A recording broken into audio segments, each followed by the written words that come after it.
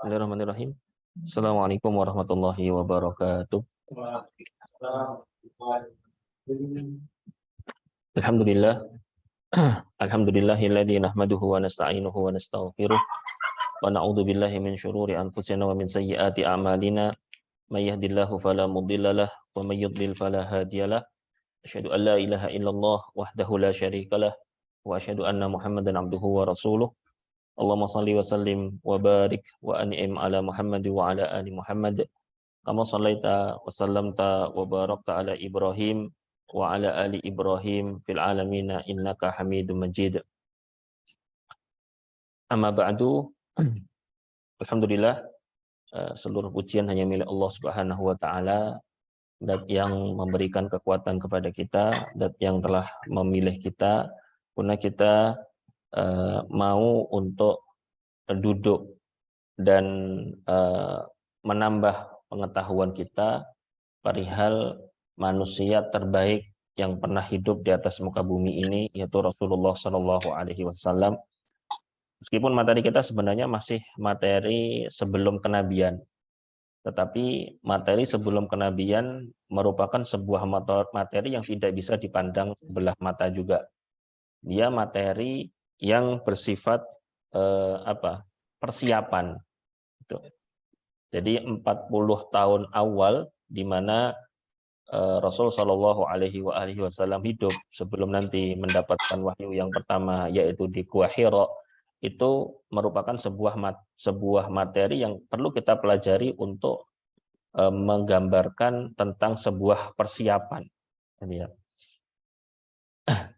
Sehingga dari situ kita bisa mendapatkan banyak sekali ibroh, inspirasi, gitu ya, dan gambaran tentang bagaimana seyogyanya kita dan keluarga kita mempersiapkan hal-hal itu. Materi kita adalah di pemugaran Ka'bah oleh Quraisy, ya. Karena pemugaran atau renovasi Ka'bah itu merupakan sebuah kejadian yang terjadi beberapa kali, gitu ya, terjadi beberapa kali. Cuma yang kita angkat di sini adalah di masa Rasulullah Shallallahu Alaihi Wasallam beliau hidup, gitu ya. Karena pernah direnovasi sebelumnya di era suku Jurhum, ya, kalau yang masih ingat. Kemudian nanti juga direnovasi di era Qusay, paling terdekat itu era Qusay bin Kilab, salah satu dari kakek Nabi. Nah kemudian ini di masa Quraisy, ya. Jadi Ka'bah itu pernah direnovasi, pernah dipugar, gitu ya, pernah dibangun ulang, ya, dihancurkan kemudian dibangun ulang. Dan ini terjadi hampir semua kitab-kitab sejarah menyebutkan di usia Nabi yang ke-35 tahun. Ya, berarti kemarin dibahas sama Ustadz Farizal tentang potret keluarga Nabi, ya kan? Itu kita belum bahas istri-istri Nabi, ya. Nah, bahas istri Nabi nanti nyinggung-nyinggung poligami nanti. Nah, nanti kita mungkin akan angkat tema itu biar kita mengenal tentang ibu kita, Ummahatul Mukminin. Kalau saya sendiri biasanya materi itu saya angkat setelah Khadijah wafat. Khadijah wafat, tapi kan kemudian menikah dengan wanita-wanita mulia yang lain. Dan nanti coba kita angkat di saat itu, sehingga kita mengenal ibu-ibu kita itu siapa saja. Ya. Kenapa? Karena istri Nabi wa azwajuhu ummahatukum. Istri Nabi itu statusnya adalah ibu kita, ya. Maka dari Bunda Khadijah sampai yang terakhir dinikahi oleh Nabi yaitu Bunda Maimunah radhiyallahu taala anhunna, itu semuanya adalah ibu kita, statusnya adalah ibu kita. Bagi saya dan kaum laki-laki menganggapnya ibu, sebagaimana para muslimat menganggapnya juga sebagai ibu, gitu. Karena itu adalah ayat Quran. Jika kalau kita lihat kejadian pemugaran Ka'bah ini usia Nabi 35, sedangkan Nabi itu menikah di usia 25, maka kita tahu ada rentang waktu 10 tahun. Ya, ada rentang waktu 10 tahun. 10 tahun ngapain ini? Nabi 10 tahun ngapain ini? Ya, seperti inilah kita bicara sejarah. Gitu. Karena tidak ada datanya, kita nggak berani ngada-ngada. Gitu kan. Karena nggak ada datanya, kita nggak berani ngada-ngada. Kalau kita berani ngada-ngada, bahaya itu. Berarti dia berbuat sebuah kebohongan. Ya kalau karena nggak ada ya udah. Ya gambaran kita berarti ya kurang lebih Nabi hidup sebagaimana keluarga normal gitu.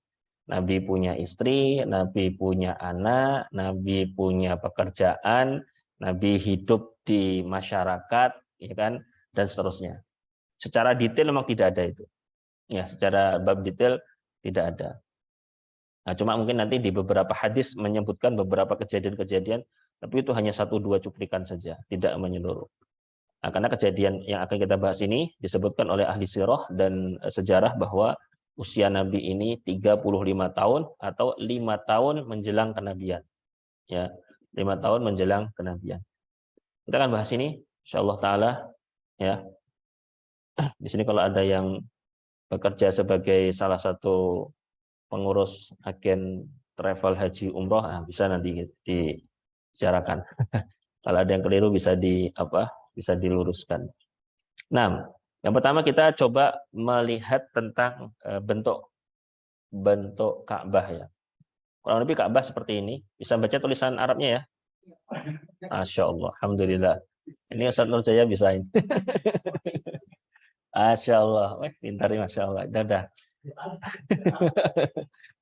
Nah, jadi kita coba lihat di angka-angkanya ini ya. Di angka-angkanya ini. Jadi yang ini pertama ini Hajar Aswad ya. Ini Hajar Aswad, ini nomor 1 ya. Nomor 1 ini bacanya Al-Hajarul Aswad. Kita tahu Hajar Aswad, ini berarti di nomor 1 ini di sini ya. Di batu hitam ini. Kemudian yang kedua adalah Babul Ka'bah, pintu Ka'bah. Di mana itu? Ini. Pintu Ka'bah itu ini. Pintu Ka'bah itu kurang lebih tingginya kisaran 2 meteran ya, masalah ya. Ya, yang pernah ke sana mungkin bisa pernah ngukur, saya nggak tahu, saya nggak pernah. Kurang lebih ada 2 meteran gitu ya. Dan itu bukan seperti pintu kita. Ada antum pintu rumahnya 2 meter dari permukaan tanah. Permukaan tanah terus naik 2 meter baru di situ pintunya. Ada kata-kata seperti kita kayak jendela ya. Nah, mungkin kayak jendela, tapi bukan jendela, itu pintu. Jadi kita bahas kenapa ini bentuk seperti ini, bentuk Ka'bah seperti ini adalah bentuk Ka'bah bangunan Quraisy. Bukan bentuk Ka'bah bangunan Nabi Ibrahim. Ya.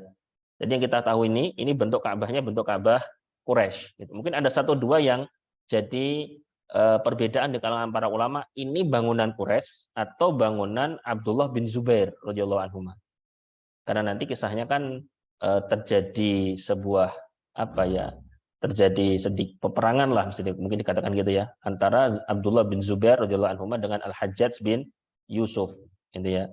Salah satunya kan karena posisi Abdullah bin Zubair di Mekah, maka kemudian Al-Hajjaj bin Yusuf menyerang kota Mekah. Salah satu yang kena dampak adalah Ka'bah, salah satunya. Nah, tapi bangunan yang kita lihat Ka'bah seperti ini, yang kita lihat sekarang itu hampir semuanya adalah bangunannya Quraisy. Mungkin ada renovasi, ada penguatan, itu hal-hal lain, gitu ya. Ini adalah Ka'bah. Kemudian ini yang ketiga itu adalah Al-Mizab atau Mizrabur Rahmah. Tahu Mizab? Mizab itu kalau di Ka'bah itu bagian atasnya kayak ada talang itu loh. Antum tahu nggak? Ada talang. Kenapa? Karena Ka'bah itu posisinya kan begini. Nah, Ka'bah itu atapnya itu tidak pas di atas, tapi di bawah gini. Jadi kalau hujan, genang, tanda hujan. Jadi gini, sehingga karena jadi atapnya itu bukan di atas sini, tapi agak di bawah sini. Gitu. Saya nggak tahu berapa meter apa berapa senti. Tapi yang jelas kalau hujan ini otomatis akan menggenang. Makanya harus pakai ada jalan untuk membuang air itu gitu. Nah, ini namanya mizab dan ini terbuat dari emas. Al-mizab itu lapisannya emas gitu. Gitu ya. Kalau nggak salah Syekh Alwi Al-Maliki kalau nggak salah saya dapatkan datanya itu, saya lupa ya udah agak lama. Itu mengatakan siapa yang bisa bisa terkena air dari mizab ini, maka dia mendapatkan 2 rahmat. Ya. 1 rahmat dari air hujan, 2 rahmatnya Ka'bah. Nah, gitu kata beliau. Ya. Coba nanti antum searching aja ya. Nah, mungkin tanya sama Ustadz Google hafizahullah taala. Nah, ya, itu nanti ada mizabnya itu. Nah, kemudian berikutnya ada asyadharwan. Asyadharwan ini nggak terlihat sini ya. Asyadharwan ini antum kalau lihat Ka'bah, ini dinding Ka'bah ini ya. Dinding Ka'bah gini, nanti di sini ada seperti bangunan miring. Bangunan miring ini nanti ada semacam apa? Kail-kail untuk mengikat kain Ka'bah, kiswah Ka'bah. Atau berarti enggak? Sini enggak. Padahal tulisannya ada loh. Jadi posisinya itu ini tembok gini, dia posisinya mesti miring. Dia miring gini dia. Ini berdiri, ini miring gini dia. Posisinya miring dan ini tebal kuat sekali itu. Itu juga diperselisihkan. Itu yang membuat Syadharwan itu siapa? Apakah Quraisy atau Abdullah bin Az-Zubair radhiyallahu anhu. Cuma memang terus diperbarui dan itu sebagai salah satu jenis pondasi gitu ya. Jadi yang Syadharwan itu bangunan yang miring gini, kemudian nanti di sini ada semacam apa? Kayak kalau di gambar itu seperti lubang tirai-tirai yang geser itu loh. Nah, itu ada sekitar kurang lebih jumlahnya 50-an itu untuk satu Ka'bah itu melingkar ada 50-an. Nah, itu gunanya untuk mengikat kain-kain Ka'bah yang ke bawah gitu. Biar kain Ka'bah ini ketika kena angin dia tidak terbuka atau gitu ya. Itu kemudian dikasih itu. Itu namanya Syadharwan. Ya. Kemudian yang berikutnya adalah Hijr Ismail atau disebut dengan Haltim. Hijr Ismail itu yang ini nomor 5 ini, yang melingkar ini. Ini Hijr Ismail itu adalah bangunan Ka'bah Nabi Ibrahim. Jadi bangunan Ka'bah Nabi Ibrahim itu tidak tepat kubus sama sisinya. Jadi bentuknya itu tidak kubus persis gitu enggak. Jadi salah satunya itu bentuknya melingkar seperti ini. Ya. Jadi orang kalau sholat di dalam Hijr Ismail itu sama saja sholat di dalam Ka'bah. Gitu. Makanya kalau sholat wajib itu mesti di Hijr Ismail ini harus steril. Tidak boleh ada orang yang sholat di sini. Kalau sholat sunnah masih boleh, gitu. Yang diizinkan. Kalau kita nggak tahu diizinkan apa enggak kita nggak tahu. Ya, itu adalah apa?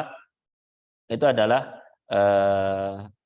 Hijr Ismail. Ya, yang melingkar ini ya, ada bangunan kecil melingkar setengah lingkaran ini. Nah, ini namanya Hijr Ismail. Kemudian yang keenam adalah multazam. Mana multazam?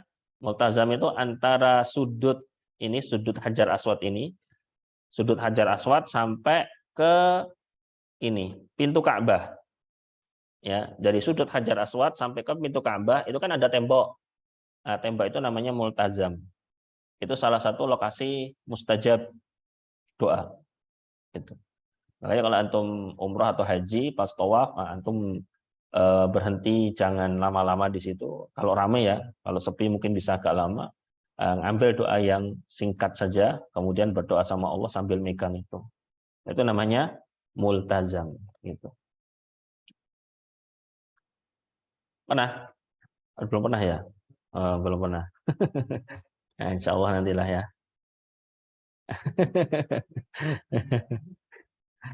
Kemudian yang ketujuh adalah makom Sayyidina Ibrahim. Nomor 7 ini, nomor 7. Nomor 7 sini ya. Nomor 7 ini makom Sayyidina Ibrahim alaihissalam. Makom ini bukan makam, kuburan, bukan. Makom itu tempat pijak, ya, batu yang digunakan Nabi Ibrahim untuk berpijak saat pembangunan Ka'bah gitu. Jadi bukan makom berarti makam, salah. Dalam bahasa Arab makom tempat berdiri. Kalau kuburan itu makbaroh, nah, gitu ya, kubur, nah, itu baru kuburan. Kemudian yang ke-8 adalah rukunul hajaril aswad. Ini rukun. Rukun itu di sini semua diartikan dengan sudut. Sudut hajar aswad. Ini sudut yang ada hajar aswadnya. Ini sudutnya di sini. Ya. Kemudian yang 9 ini, yang belakangnya ini adalah rukun Yamani, rukun Yaman. Kenapa? Karena sudut ini menghadap ke arah Yaman. Gitu ya. Dikatakan rukun Yamani karena memang tadi kalau digambar di peta, ya. Berarti kalau kita lihat di peta itu posisi atas utara, bawah selatan, kanan timur, kiri barat. Berarti posisi Hajar Aswad itu menghadapnya ke selatan. Itu karena ada rukun Yamani. Dia menghadapnya ke selatan. Rukun yang sisanya ini berarti nomor berapa ini? Nomor 10 ya. Nomor 10 adalah rukun Syami. Ini 10 di sini, yang dekat Mizab ya. Dekat Mizab sini namanya rukun Syami. Rukun Syami itu menghadap ke arah negeri Syam. Kemudian yang berikutnya 11 adalah rukun Iraqi, yaitu sudut yang menghadap ke negeri Irak. Gitu ya. Ini 11 ini. Jadi ada 4 sudut ya. Sudut Hajar Aswad, sudut Yamani, sudut Iraqi, dan sudut Syami. Kemudian yang 10 sitarul Ka'bah. Nah, ini kita tahu sitarul Ka'bah nomor 10 mana di gambarnya? Berapa sih? 10 ya. Nomor 10 ini kita tahu gambarannya. Penutup Ka'bah. Kemudian 11 adalah khattu al-marma al-bani apa nabi itu? Harusnya nabi ya. Ini adalah garis mulainya lari. Nah, ini garisnya nih. Ya, karena orang tawaf mesti mulainya dari sudut Hajar Aswad ini ya. Wah, datangnya dari sebelah Hijr Ismail ya nggak apa-apa, jalan aja. Jalan muter dulu sampai di sini baru mulai ngitung 1 gitu. Jadi nggak harus aku harus cari pas ini, nggak bisa. Ya apalagi kalau posisinya ramai pas haji susah. Jalan aja, masuk kira-kira mudahnya masuk mana, nanti tinggal ngikuti saja. Ini adalah garisnya, ada garisnya nih ya. Ada garisnya dan itu bagian dari awal mula kita melakukan tawaf.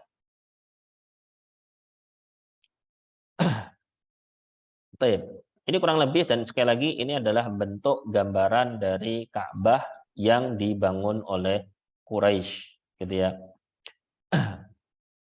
Loh, kenapa tidak mengacu kembali kepada bangunan Ka'bah yang dibangun Nabi Ibrahim? Nah, ini karena kondisinya itu Nabi sendiri ketika itu Nabi itu mengakui, menetapkan dan tidak mengingkari pembangunan ini gitu. Ya, karena nanti ada kisah Nabi bersama dengan Bunda Aisyah radhiyallahu anha setelah Fathu Mekah, kemudian Nabi mengatakan kepada Bunda Aisyah, andaikan kaummu tidak baru saja masuk Islam, aku hancurkan Ka'bah dan aku bangun ulang seperti bangunan yang dibangun Nabi Ibrahim, ala qawaidi Ibrahim. Ya, tapi karena nanti dihancurkan, dibangun seperti zaman Nabi Ibrahim, ketika membangunnya itu bisa jadi fitnah. Kenapa? Karena masyarakat pada saat itu masih baru awal-awal masuk Islam, gitu loh, Fathu Mekah, gitu. Baru awal-awal masuk Islam. Justru ketika dilakukan seperti itu akan menjadi sebuah fitnah.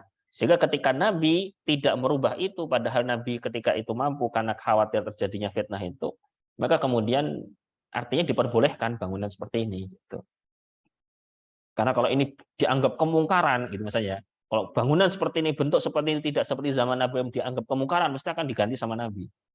Gitu ya. Tapi secara tidak langsung ada unsur takrir dari Nabi dan itu kemudian menjadi sebuah hujah bahwa bangunan seperti ini sudah dianggap benar, gitu. Ya, karena kita tahu bahwa dalam definisi hadis itu bukan hanya qaul Nabi, bukan hanya ucapan Nabi, bukan hanya fi'al Nabi, bukan hanya perbuatan Nabi, tapi takrir juga termasuk. Dia ma'usnida ila Rasulillah sallallahu alaihi wasallam min qaulin aw fi'lin aw takririn, gitu. Nah, Ini bentuknya seperti ini.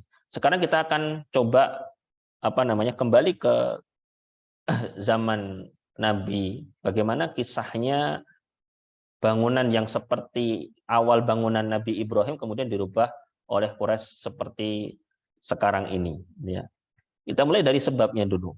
Sebabnya disebutkan di beberapa referensi bahwa ada banjir, ya, ada banjir yang melanda Mekah dan menghantam Ka'bah hingga retak dan dikhawatirkan akan ambruk. Ya. Pertama gini, perlu kita ketahui bangunan pada zaman Nabi Ibrahim, Ka'bah pada zaman bangunan Nabi Ibrahim, dia itu cuma batu yang disusun. Jadi nggak pakai semen, nggak pakai aci, nggak. Jadi cuma batu saja dia disusun, nah gitu. Kemudian tinggi, bangunannya tinggi, disebutkan berapa ya? Ada datanya sih berapa? Berapa dirok? Saya tadi nggak ngitung tadi malam. 9 hasta. Tinggi Ka'bah pada zaman Nabi Ibrahim, ini dalam kitab Al-Lu'lu'ul Maknun, itu disebutkan 9 dhira. Berarti berapa sih? 1 dhira itu segini. Ini berapa ini? Berapa? Setengah meter berarti ya? Setengah meter. Berarti kalau 9 dhira, berarti berapa meter? 4,5 meter. Ini berapa sih? 4 ya? 4 ya kurang lebih ya? 3. Nah, jadi kurang lebih tinggi bangunan itu 4,5 meter, dan ini sudah tinggi loh ya. Untuk ukuran batu yang ditumpuk, disusun, ditata, nggak pakai semen, nggak pakai aci. Bisa bayangin itu. Itu kalau kira-kira ada orang berantem dikit terus kedorong ke pintu Ka'bah, ambruk nggak itu Ka'bahnya itu. Nah, karena memang tidak pakai aci, datanya begitu. Min ghairi milatin. Jadi nggak pakai semen, nggak pakai aci, dia hanya sebatas susunan batu-batu di sana. Bentuknya seperti itu. Apalagi ditambah ini ada sebelumnya itu sempat terjadi banjir. Sempat terjadi banjir, itu satu. Yang kedua, disebutkan sempat beberapa waktu itu sebelumnya ada perempuan yang membakar sesuatu sehingga mengenai batu-batu di Ka'bah itu dan seterusnya, ya kan. Jadi memang ada beberapa batu yang sudah mulai menua sehingga tidak menjadi kuat, sehingga sangat dikhawatirkan akan bisa jatuh. Kemudian berikutnya ada perhiasan dan patung rusa terbuat dari emas dan bertatakan mutiara dan intan dicuri dari dalam Ka'bah. Masya Allah. Kenapa? Karena Ka'bah itu atasnya tidak beratap. Pada zaman Nabi Ibrahim itu atapnya itu nggak ada. Sehingga orang itu masuk ke atas, gitu ya. Tapi masuk embuh. Apa nggak jatuh bagaimana? Wallahu alam. Tapi memang di mana? Di dalam Ka'bah itu memang ada beberapa persembahan-persembahan yang berharga untuk Ka'bah. Persembahan-persembahan itu dimasukkan ke dalam Ka'bah. Gitu. Yang ngurus siapa? Yang ngurus yang megang kunci. Yang megang kunci Ka'bah. Dari dulu sampai zaman Nabi sampai sekarang yang mengurusi kunci Ka'bah adalah orang keturunan dari Abduddar semuanya. Sampai sekarang. Jadi dia barakangnya Al-Abdari, dia dari Bani Abduddar. Jadi ada persembahan untuk Ka'bah kok malah dicuri. Apalagi yang dicuri harganya mahal, ya kan? Patung rusa dari emas. Bukan hanya patung rusa dari emas, tapi patungnya itu ada batu-batu mulianya, mutiara, intannya, Masya Allah. Tapi kok berani ya? Kenapa berani? Kenapa berani? Ya kita tahu sendiri bahwa sekitar Ka'bah itu memang di lingkaran dekat Ka'bah itu memang tidak ada bangunan yang menjadi pemukiman gitu. Bahkan dulu itu orang nggak berani tinggal di dekat Ka'bah, nggak berani. Kenapa? Sakral ini masalahnya gitu. Yang bangun pertama kali kan kakek Nabi namanya Qusay bin Kilab itu kan. Nanti bangun bangunan pertama kali yang berada di satu dataran yang sama dengan Ka'bah.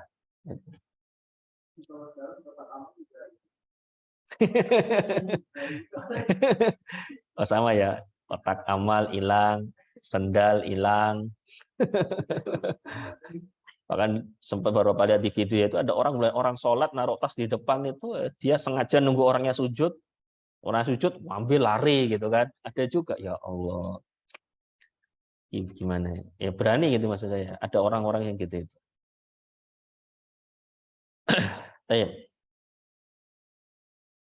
Ini sebabnya. Dari sini kemudian ada kemudian ide yang muncul untuk merenovasi Ka'bah, ya, sehingga Ka'bahnya diperbarui bangunannya, kemudian setidaknya persembahan-persembahan juga menjadi aman. Makanya nanti di bangunannya Quraisy atapnya itu ditutup, ya, bagian atapnya dikasih tutup, nah gitu. Berikutnya tentang konstruksi asal Ka'bah. Ini pada zaman awal ya, dari zaman Nabi Ibrahim. Itu dinding Ka'bah terbuat dari batu yang disusun atau ditumpuk tanpa perekat atau aci, tadi ya, disusun. Bagian atap Ka'bah terbuka sehingga memudahkan terjadinya pencurian. Oh, Masya Allah. Yang suka nyuri-nyuri di Kotak Amal, jangan-jangan keturunannya ini kayak. Keturunannya orang-orang yang pernah ngambil barang-barang di dalam Ka'bah. Ya, karena mereka tahu bahwa Ka'bah itu sakral. Ingat ya, bahwa ini baru 35 tahun setelah terjadinya kehancuran pasukan gajah. Sehingga mereka itu sangat sangat kenal sekali gitu loh. Nah, sebelum ada pasukan gajah, mereka kan mengenal dalam apa, kalau bahasa kita sejenis legenda ya, legenda atau cerita-cerita kuno Mekah itu ada dua orang yang dikutuk jadi batu itu kan.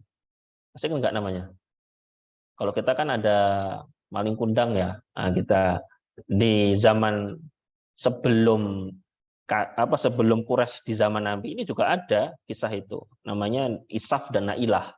Kemudian Isaf dan Nailah itu dua orang laki-laki perempuan ya kan, mau nikah tidak disetujui sama orang tua. Nah, ini akhirnya janjian ketemu ketika haji. Ini cerita kuno, itu ada di dalam riwayat-riwayat, itu ada. Misalnya dalam kitab Az-Zarqani Al-Azraqi, judulnya Akhbaru Mekah, itu disebutkan. Jadi dua orang laki perempuan, satu laki namanya Isaf, dua perempuan namanya Nailah, ingin menikah, nggak direstui sama keluarga, kemudian akhirnya berbuat tidak senonoh di dekat sitar Ka'bah. Nah, dikutuk sama Allah jadi patung tuh orang gitu ya.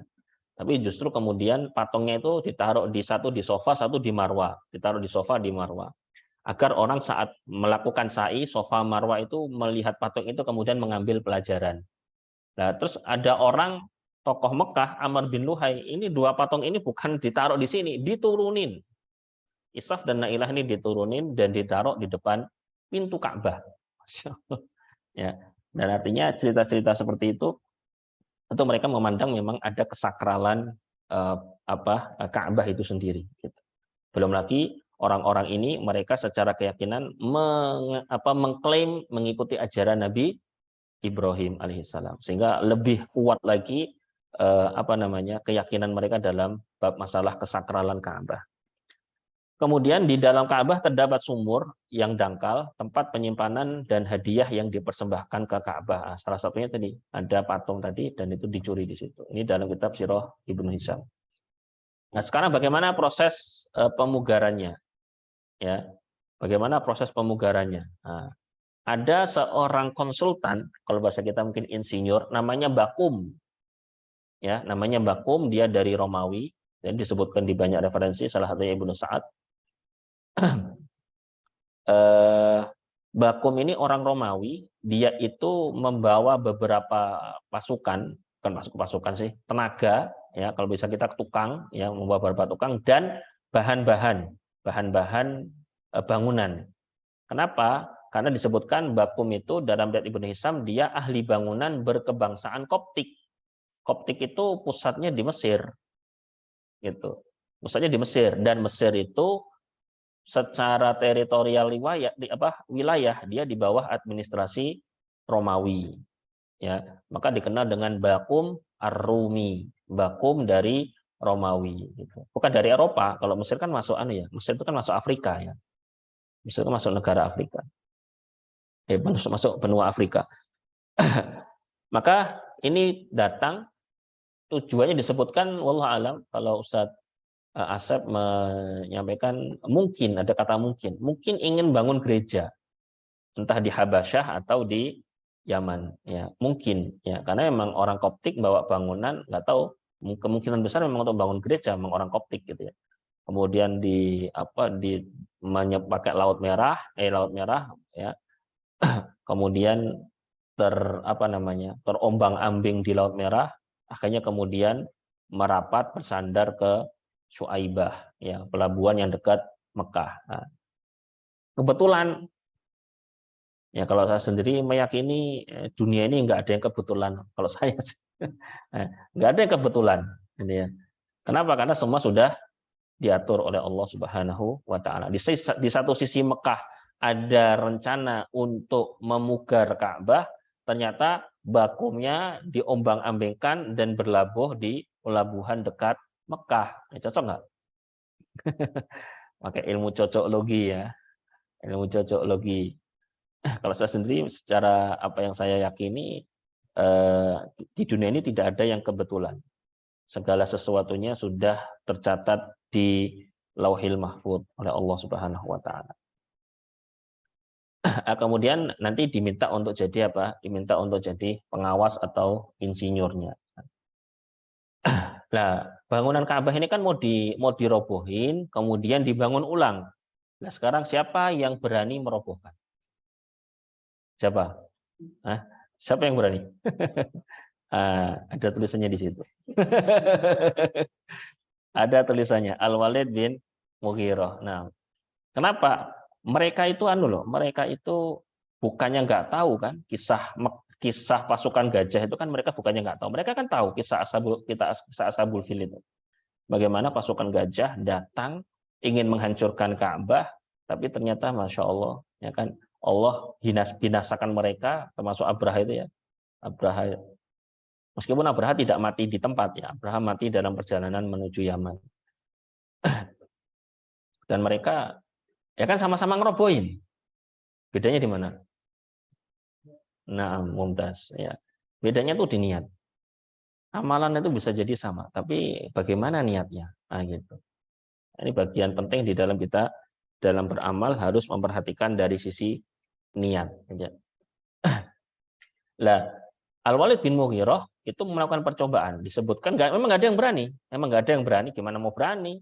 Belum lama mereka begitu melekat dan mereka bisa jadi mungkin melihat, bisa jadi, gitu ya. Mereka melihat penghancuran tentara gajah itu, bisa jadi.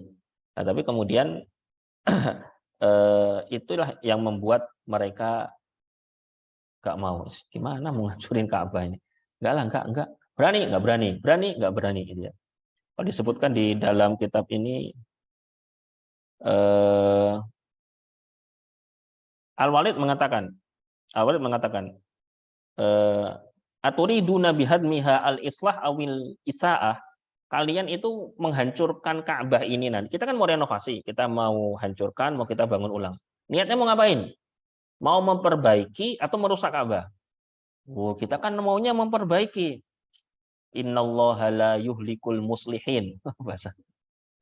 Allah tidak akan menghancurkan orang-orang yang ingin berbuat perbaikan. Wah, Walid bin Mughirah, sok bijak ini ya, Allah ya. Dia itu kemudian ngambil bogem apa martil ya, yang agak gede itu apa ya, bawa itu kemudian menghantamkan itu ke dinding Ka'bah. Orang nggak ada yang berani bantu. Kemudian ketika itu Walid bilang, lo kok diam? Kumu sa'iduni. Kok diam aja? Ayo, bangun semua sini, bantu. Nggak ada berani dekat. Nggak ada yang mau bantu. Sampai mereka mengatakan, nggak mau, kami nggak mau bantu kamu. Nanti dirul ghad. Ya, kita tunggu besok aja lah. Ya. Kalau ternyata nanti sore, nanti malam terjadi apa-apa sama kamu, ini berarti nggak boleh. Nah, kalau udah nggak boleh, kami nggak mau. Tapi ternyata kalau ternyata tidak terjadi apa-apa, entah orangnya mati, entah kemasukan jin, entah jadi gila, apa-apa. Kalau misalnya ternyata ada kejadian hal-hal gitu itu terjadi padamu, ya berarti nggak boleh. Tapi kalau ternyata kamu besok aman-aman aja, oh berarti ini diizinkan sama Allah. Gitu. Ya udah. Akhirnya kemudian Walid mendengar itu, ya dia juga berhenti, kemudian tunggu esok hari.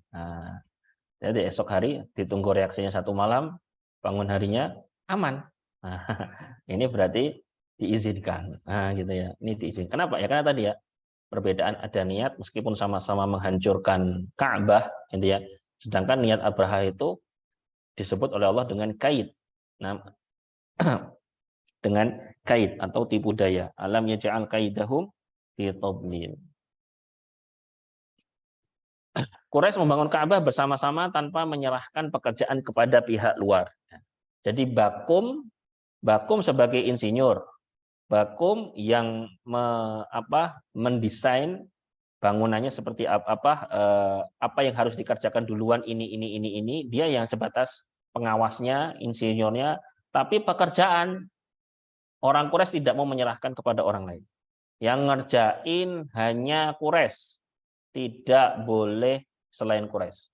Kenapa? Ini bangunan-bangunan yang sangat sakral untuk Quraisy ini, ya kan? Maka nanti akan tercatat bahwa yang membangun ini adalah Quraisy. Ya, kita harus tahu ya bahwa orang-orang Quraisy itu mereka itu gila hormat. Ya, mereka itu gila hormat.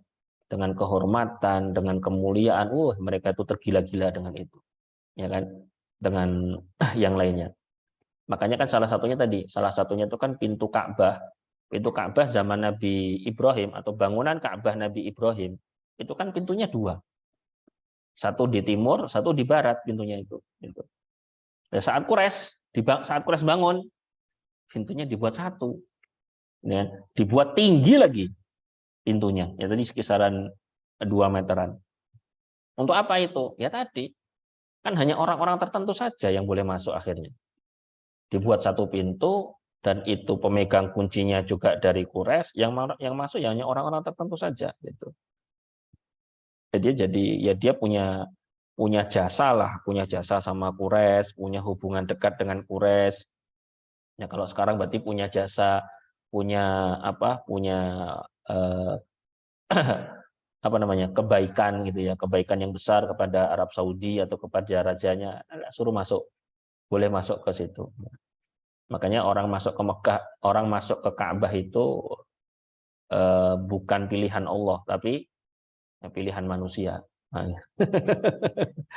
Ya makanya jangan terlalu pengen banget gitu ya. Ya karena manusia yang menentukan, apalagi prestige gitu ya. Kemudian orang-orang punya privilege bagus, tinggi gitu kan. Orang-orang itu aja yang bisa. Ya. Nah, kita ini bisa nggak? Ya. Kita lihatnya video dan foto saja. Dalam Ka'bah kayak apa gitu. Nah, jadi Quraisy kemudian membangun Ka'bah bersama-sama tanpa menyerahkan pekerjaan kepada pihak luar. Jadi orang-orang, karyawan-karyawan, tukang-tukang tadi, dia tidak ikut andil dalam ini, dalam pembangunan membangun Ka'bahnya dari merobohkan sampai membangun lagi, tidak ada yang ikut, semua murni Quraisy yang mengerjakannya. Di sini ada pembagian kerja.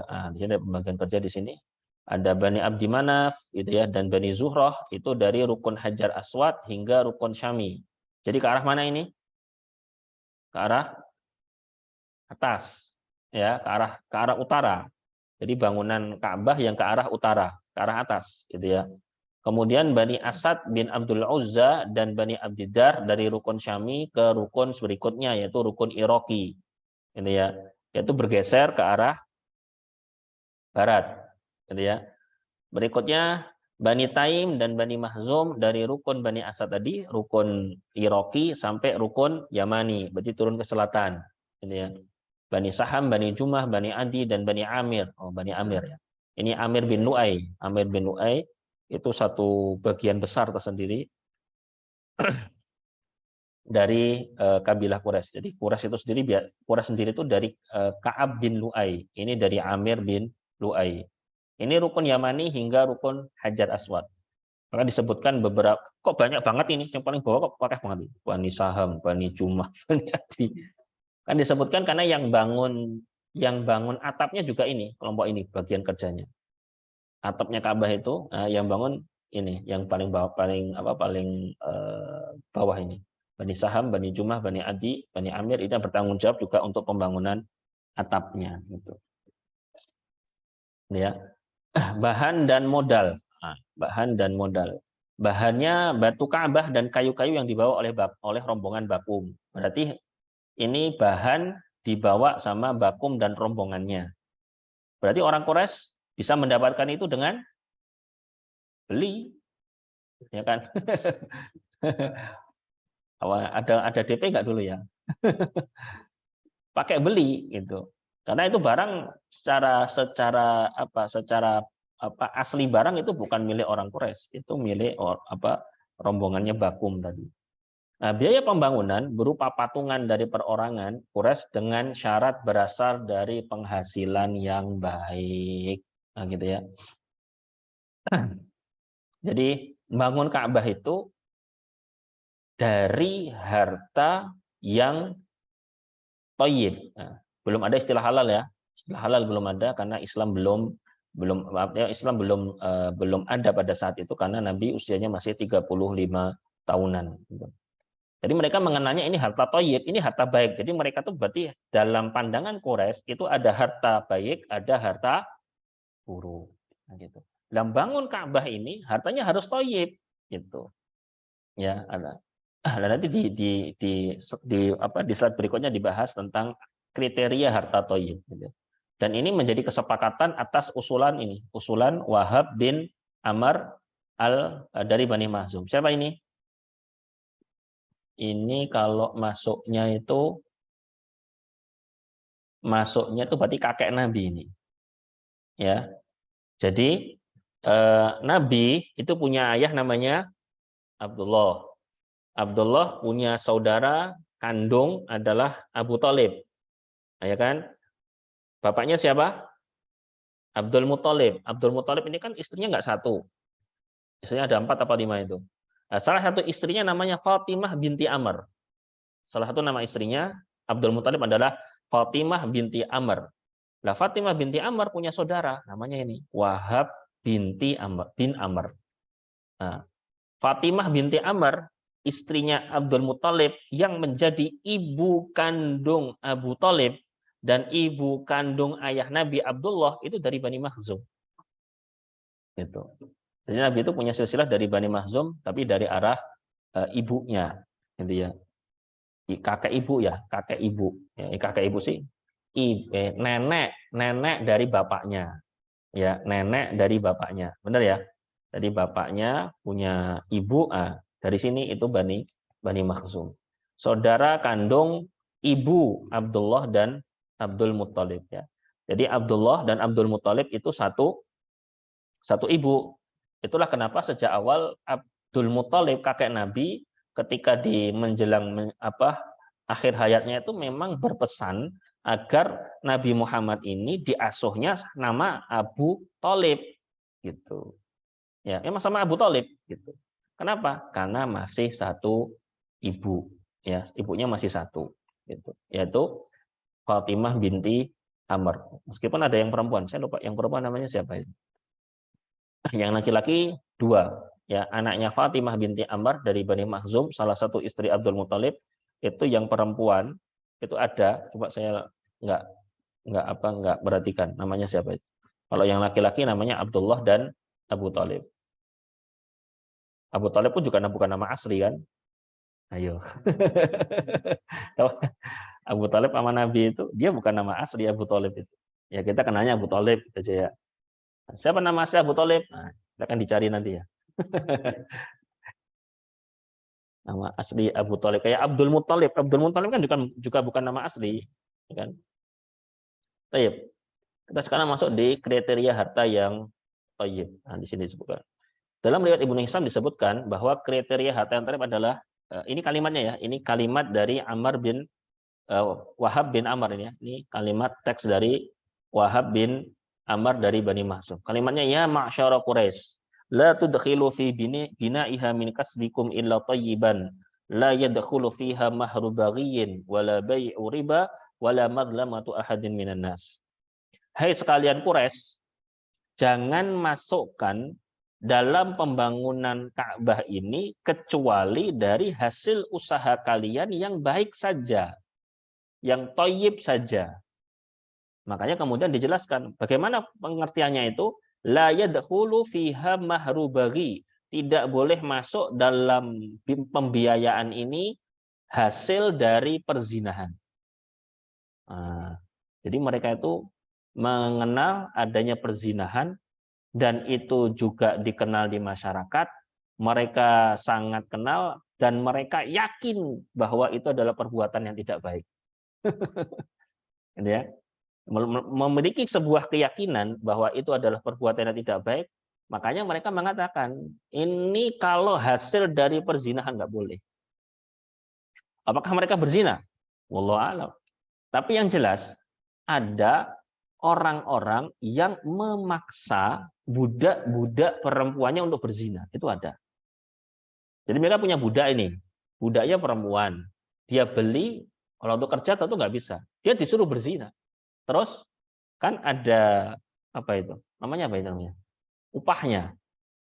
Upahnya itu masuk ke tuannya. Gitu. Makanya ada ayat itu ya. Wala tukrihu fatayatikum 'alal bigha. Jangan paksa budak-budak kalian itu untuk melakukan perbuatan zina. Ya, nggak boleh. Ya. Jadi bukan hanya pelakunya, misalnya ada perempuan, ya kan, kemudian dia ingin ikut andil dalam pembiayaan ini, tapi dia profesinya pelacur, nggak boleh, gitu, nggak boleh dimasukin. Atau dia laki-laki dan dia punya budak tadi, nah, gitu, juga nggak boleh. Ya. Begitu pula wala bai'u riba. Jadi mereka juga melarang untuk memasukkan keuntungan dari hasil transaksi riba. Mereka kenal riba. Iya. Kenal mereka, Masya Allah. Ya, riba, ya kan? Disebutkan wallahu alam, datanya dari mana pastinya saya nggak tahu. Cuma di beberapa referensi kitab yang saya baca tadi, saya baca kitab apa tadi ya? Ini ya, Al-Lulu'ul ini, Al-Lulu'ul Maknun, kemudian As-Sirah Nabawiyah karangan As-Salabi. Siapa lagi baca apa lagi saya tadi? Itu orang Quraisy memahami konsep akad riba itu dari Yahudi. Gitu. Memahami konsep itu dari Yahudi.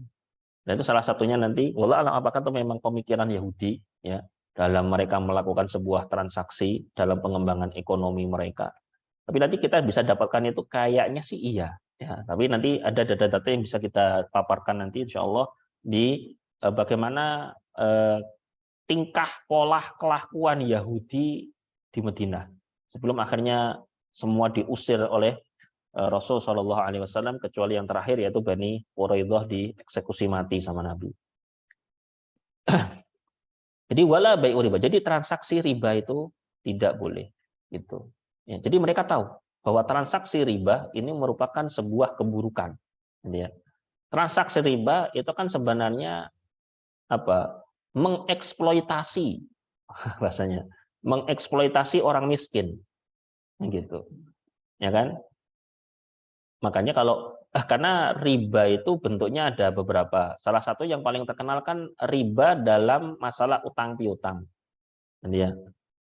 Memberikan hutang sama orang lain itu itu konsep utamanya bukan mencari keuntungan, tetapi menolong, membantu orang gitu loh. Lah gelem bantu enggak? Kalau enggak gelem bantu ya wis gitu loh. Tapi orang-orang itu justru berpikir bahwa ini bisa dieksploitasi. Gitu. Karena dengan riba itu kan tidak ada peluang rugi.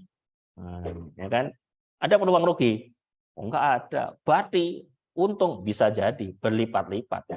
Nah, itu kan ya, bisa jadi berlipat-lipat. Dan itu akhirnya yang biasa dan yang dominan melakukan transaksi utang piutang siapa? Orang miskin. Ya meskipun orang kaya juga ada sih, ya kan? Orang kaya cek kurang beli barang kredit ada bunganya lagi. Sebagian orang pada zaman dulu bedakan, oh beda, bunga sama riba itu beda. Kalau riba itu haram, ya kan? Kalau bunga itu halal. Dari mana gitu ya? Ya diganti nama ya mau bagaimanapun datnya sama ya sama gitu.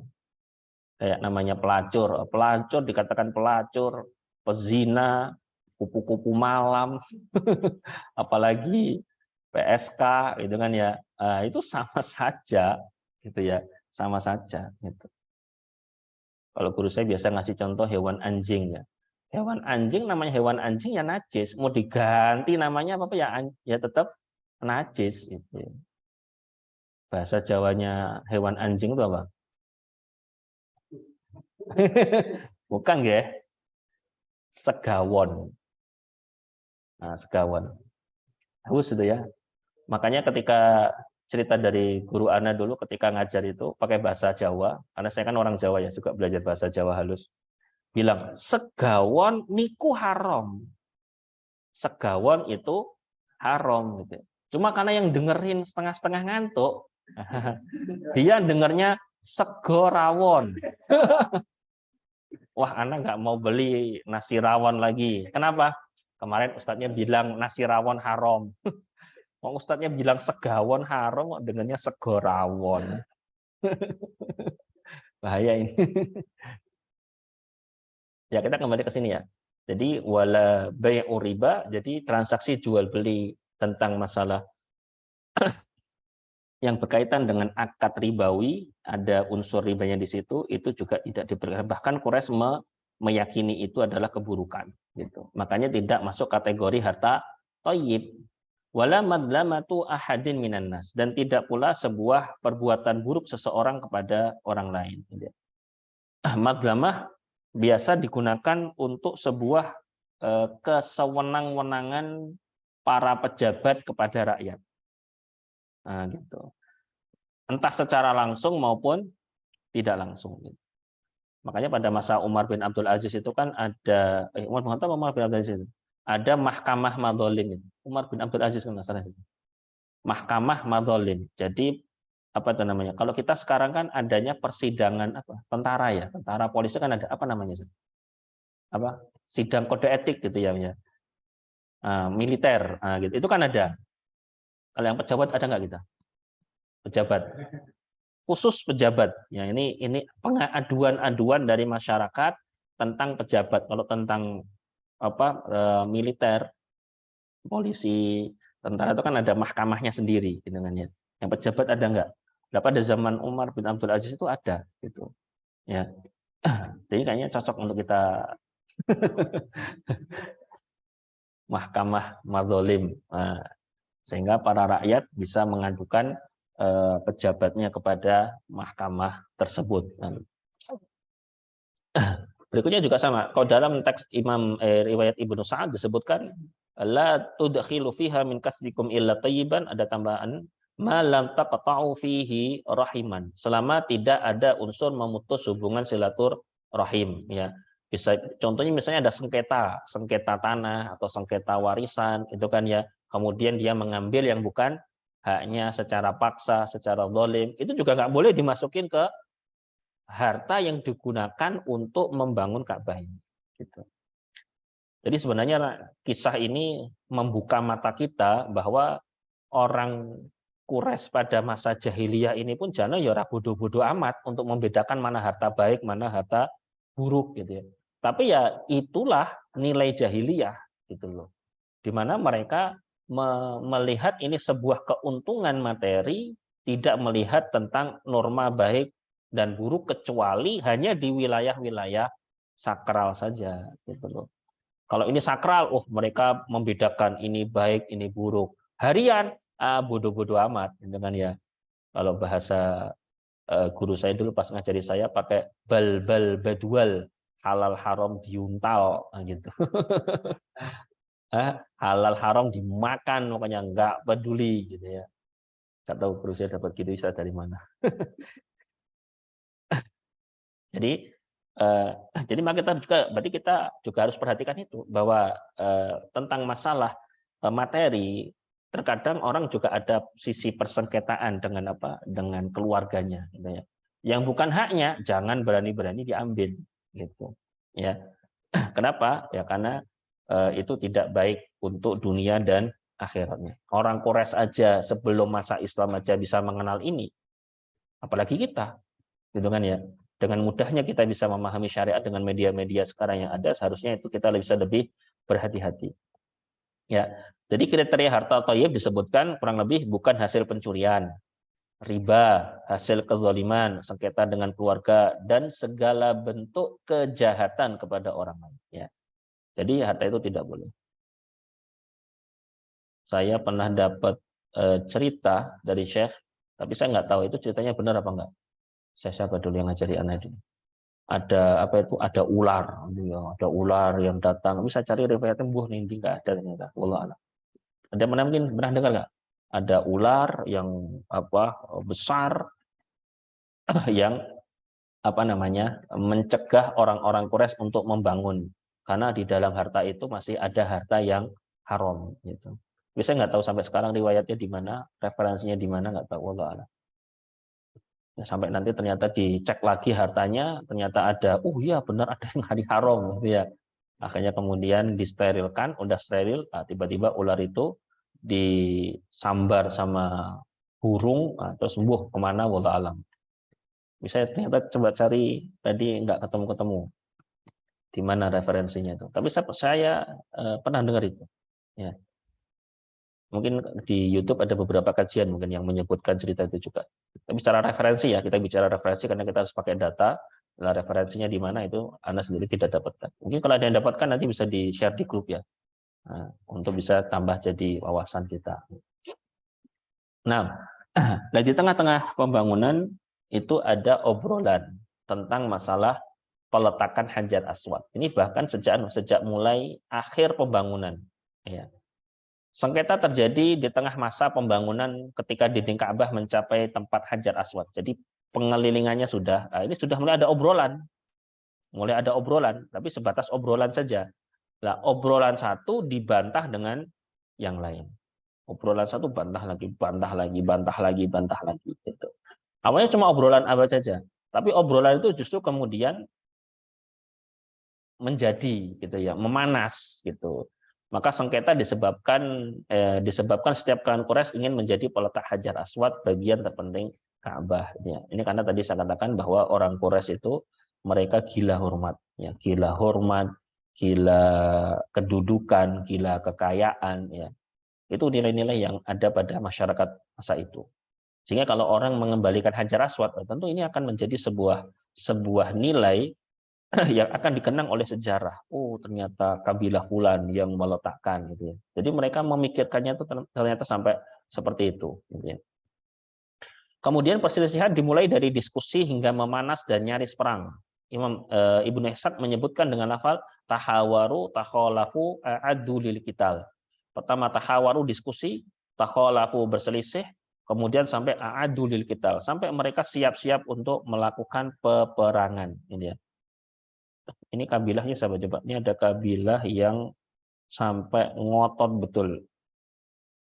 Ini kabilah apa ini?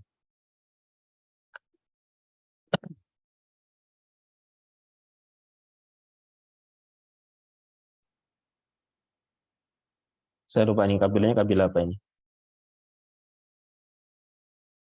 Jadi ada kabilah, salah satu kabilah yang dia sampai ngototnya itu dia itu apa namanya? Kalau nggak salah Abdi Syams kalau nggak salah.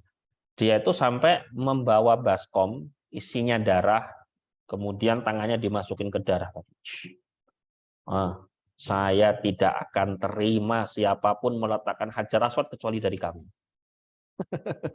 Sampai segitunya. Artinya siap kami sampai berdarah-darah untuk memperjuangkan kemuliaan ini. Kemuliaan dalam kacamata mereka. Sampai sebegitunya mereka. Maka tadi sampai disebut a'adulil qital. Jadi mereka itu sudah benar-benar siap untuk perang tempur itu. Masya Allah. Dan sengketa ini ternyata berlangsung sekitar 4-5 hari. Masya Allah. Lama juga ini ya. Sengketa ini nggak sehari, nggak 2 hari, nggak 3 hari. 4-5 hari. Masya Allah. Mereka menjadi sebuah isu, ya, menjadi sebuah isu yang dibicarakan di Mekah. Hanya ada tahkim, arbitrase. Tahkim. Jadi kita penghakiman, pemutusan gimana nih? Nah, inisiator tahkimnya adalah Abu Umayyah bin Al-Mughirah dari Bani Mahzum. Siapa ini? Ada yang kenal?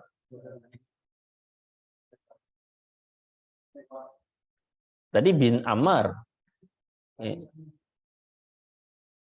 Al-Walid bin Mughirah. Oh, nah Abu Umayyah. Abu Umayyah ini adalah ayahnya Bunda Ummu Salamah. Ya, salah satu istri Nabi namanya Ummu Salamah. Nama aslinya adalah Hindun. Hindun binti Abu Umayyah. Ini salah satu tokoh dari Bani Makhzum. Apanya? Bukan. Kalau dia dari Bani Makhzum. Ya, dia Umayyah karena punya anak namanya Umayyah. Nah, gitu. Ya, ini kalau Bani Umayyah itu kan karena memang dari klannya, sukunya Umayyah, gitu ya. Abdi Syams ke atas gitu. Ketemu nanti Umayyah. Kalau ini Bani Makhzum itu beda. Nah, inisiatornya ini. Kenapa? Karena melihat adanya kealotan pada Quraisy dalam masalah siapa yang ingin meletakkan Hajar Aswad ini. Orang di dalam ini kan nggak bisa mengatasi. Orang di dalam nggak bisa mengatasi. Kalau nggak bisa mengatasi, lempar aja keluar. Gitu. Kita yang di dalam ini ribut, lempar aja keluar. Gitu. Karena kalau tidak bisa ketemu solusinya. Gitu. Nah, redaksinya gini, kalimatnya gini. Ya ma'syara Quraisy, wahai sekalian Quraisy, ij'alu bainakum fima takhtalifuna fihi awwal man yadkhulu min babi hadzal masjidi yaqdi bainakum. Wahai segenap Quraisy, jadikanlah orang pertama yang masuk dari pintu masjid ini. Jadi ini pintu masjid ya. Jadi pintu manapun. Oke, sebagai penengah permasalahan yang kalian perselisihkan. Biarlah dia yang memutuskan. Biarlah dia yang memutuskan. Nah, dalam riwayat Ibnu Sa'ad disebutkan orang pertama yang masuk dari pintu Bani Syaibah. Nah, kalau yang riwayat Ibnu Ishaq ini semua pintu manapun. Ya, tapi kalau Ibnu Sa'ad pintunya khusus pintu Bani Syaibah. Kalau pintunya pintu Bani Syaibah secara khusus ya ini mungkin sedikit mengundang persengketaan ulang gitu ya. Ya kan hanya orang-orang yang pintunya dekat dengan Bani Syaibah saja yang kemungkinan peluangnya dia bisa dapat ini kan gitu. Yang jauh-jauh katanya ora gitu. Maka dimanapun yang orang yang pertama masuk di pintu masjid ini gitu. Maka kemudian orang pertama yang masuk dari masjid, masuk masjid dari pintu itu pintu Bani Syaibah. Kalau Nabi memang masuknya dari pintu Bani Syaibah. Kalau Nabi masuknya memang dari pintu Bani Syaibah. Cuma kalimatnya Abu Umayyah itu dipahaminya lebih pas kalau umum semua pintu gitu. Tapi faktanya Nabi memang masuknya dari pintu Bani Syaibah. Orang pertama yang masuk masjid dari pintu Bani Syaibah adalah Rasulullah Shallallahu Alaihi Wasallam. Apa kebetulan juga? Kebetulan enggak kebetulan ya. Ini semua sudah karena Nabi itu sifat halim beliau, ya, sifat kebijaksanaan beliau itu tidak ikut masalah cekcok itu ya kan 4 hari sampai 5 hari loh. Kira-kira siapa yang tidak tahu itu? Gitu. Nabi itu termasuk yang tahu cekcok itu Nabi itu tahu. Gitu. Perselisihan Quraisy tentang pengembalian Hajar Aswad Nabi juga tahu. Ya mesti 4 hari sampai 5 hari loh. Gitu ya. Cuma apakah Nabi ikut? Enggak. Nabi enggak ikut hadir di situ. Kenapa? Apa manfaatnya berantem masalah seperti ini? Dia. Itu loh, itu bedanya. Bedanya orang yang dia punya kebijaksanaan. Karena masyarakat itu ketika mereka tidak bisa menyelesaikan dengan ilmu, ya solusinya mereka menyelesaikan dengan otot. Ya kan gitu. Selama dia punya ilmu, dia pakai ilmunya untuk menyelesaikan masalah gitu. Ya, makanya penting kita untuk memiliki ilmu ya di dalam rangka untuk membekali diri menyelesaikan masalah-masalah itu gitu. Karena kalau tidak pakai ilmu tadi, justru penyelesaiannya pakai otot gitu ya. Kalau orang sudah kenceng-kenceng berantem ngotot gitu, tinggalin aja, ya kan? Udah tinggalin aja gitu. Orang bilang yang penting pokoknya, udahlah nggak usah dilayani. Udah gitu udah pokoknya gitu, udah nggak usah dilayani. angel pokoknya. Udah bilang gitu terus susah. Kita ente kalah ini ya. Ya udahlah terserah ya. Ente kalah debat. Ya, kalah debat gitu ya. Enggak masalah, cuma masalah gitu doang kok. Terbawa sakit hati atau gengsi. Alah, kalau bahasa Jawa kan sing waras ngalah kan gitu kan. Yang masih waras mengalah. Nah, gitu ya. Orang Jawa kan gitu, sing waras ngalah wae lah gitu. Makanya Masya Allah mbah-mbah kita itu Masya Allah ora apa-apa, biarin gitu. Dapat cerita-cerita gitu dari kakek nenek saya itu wah, luar biasa Masya Allah. Sing waras ngalah apa-apa gitu kan. Itu justru menunjukkan kematangan ilmunya, kematangan jiwanya gitu. Nabi nggak mau ikut-ikutan di situ gitu. Nah, tapi ternyata Masya Allah ketika Nabi masuk dari pintu Bani Syaibah ini ke Masjidil Haram, maka semua orang Quraisy serentak, semuanya bareng. Berarti secara tidak langsung ini adalah sebuah pengakuan, ya, pengakuan dari Quraisy mengatakan hadzal amin, radina, hadza Muhammad. Ini dia orang yang kita percaya. Kami menerima dia sebagai penyelesai masalah ini dia Muhammad. Ya. Jadi Nabi itu sangat dikenal sebagai orang baik. Bukan hanya Nabi Muhammad saja, tapi semua Nabi. Semua Nabi dan Rasul, rata-rata usia mereka saat diutus kan 40 tahun. Nah, usia dari sebelum 40 tahun, itu semua Nabi dikenal baik. Semua Nabi. Termasuk Nabi kita, Nabi Muhammad Shallallahu Alaihi Wasallam.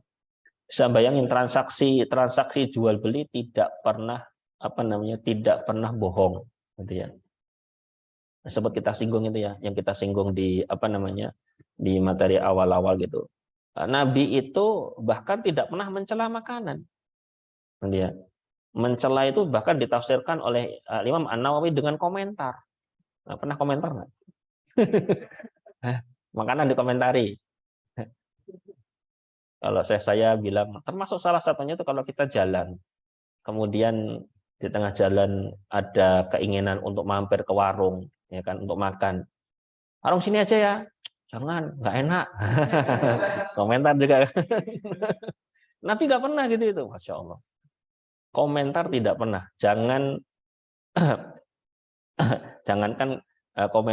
komentar saja tidak pernah, apalagi sampai mencela.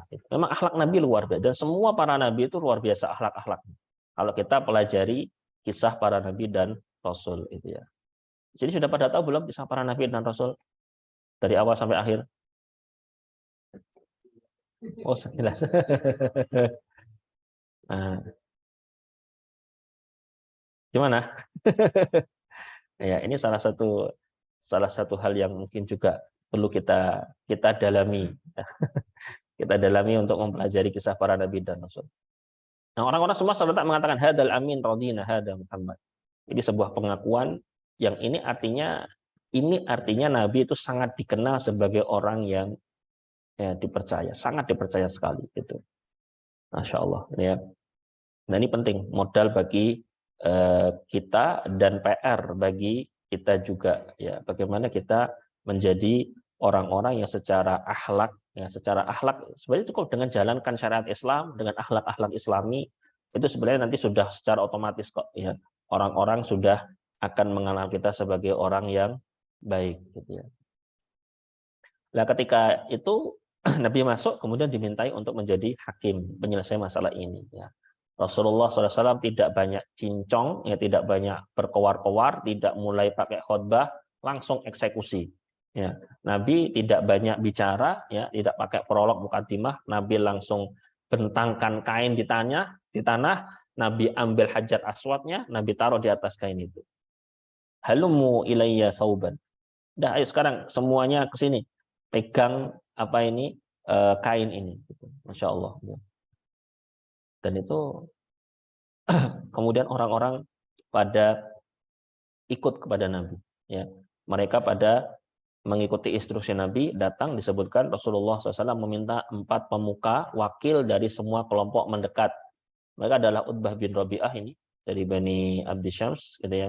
Kemudian Zambah bin Aswad, Abu Hudzaifah bin Al-Mughirah, dan Qais bin Adi. Ini tokoh-tokoh luar biasa, ya, Dan ini 4 orang ini sudah cukup untuk mewakili semua Quraisy dari Bani Ka'ab bin Lu'ay dan Amir bin Lu'ay. Semuanya sudah terakomodasi dengan 4 tokoh ini gitu.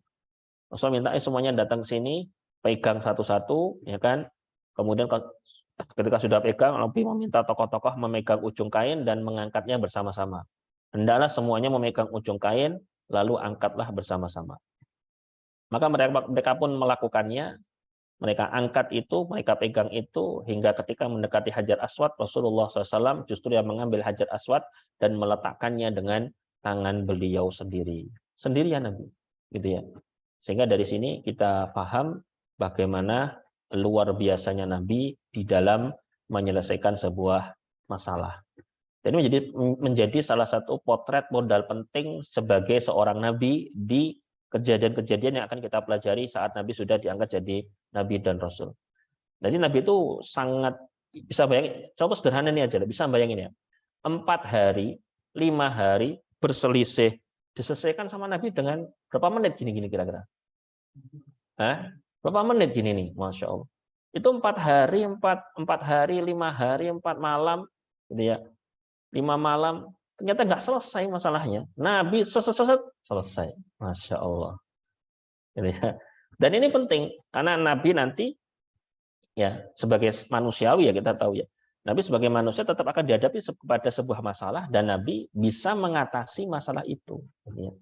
Jadi jangan cuma jadi orang yang mengetahui masalah, tapi tidak bisa menyelesaikannya. Gitu. Ya. Kalau kata Ustadz Asep itu, semua masalah itu ringan. Kata beliau ya, semua masalah itu ringan asalkan di tangan orang yang bisa memberikan solusi dari masalah. Nggak ada masalah berat.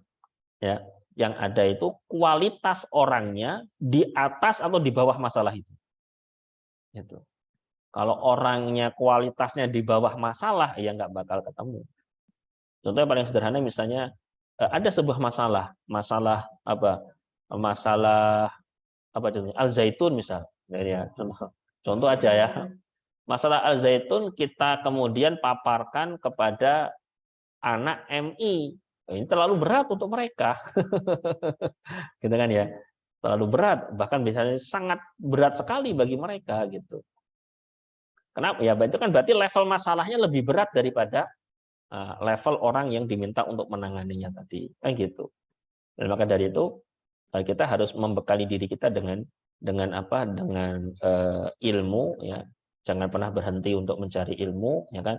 Maka dengan itu kita bisa menggambar dan bisa mensketsa masalah dengan baik, sambil kita juga bisa memberikan solusi dari permasalahan itu tadi, ya. Wallahu taala alam bissawab. Sampai sini ada yang ingin dibicarakan mungkin? Fadhil silakan.